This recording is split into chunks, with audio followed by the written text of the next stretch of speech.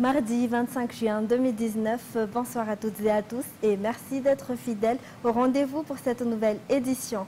À la une de l'actualité de ce soir, désormais, tous les paiements au niveau du ministère de l'Énergie, de l'eau et de l'hydrocarbure seront effectués via Poste Money.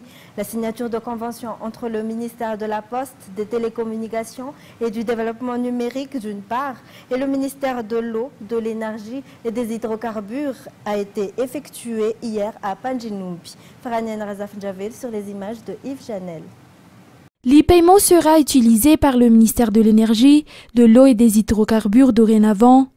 Comme ce service est gratuit, les montants payés par les usagers restent les mêmes, explique le ministre de la Poste, des Télécommunications et du Développement numérique. Plus tard, cette procédure sera aussi appliquée sur les factures et toutes sortes de paiements qui se feront auprès du ministère de l'eau et de l'énergie afin que le service n'utilise plus d'argent liquide à partir de 2020. L'application de l'e-paiement dans d'autres secteurs sera bénéfique à plusieurs titres pour Madagascar, a souligné le ministre de la Poste, puisque les dépenses inhérentes à la préparation des dossiers utiles diminueront.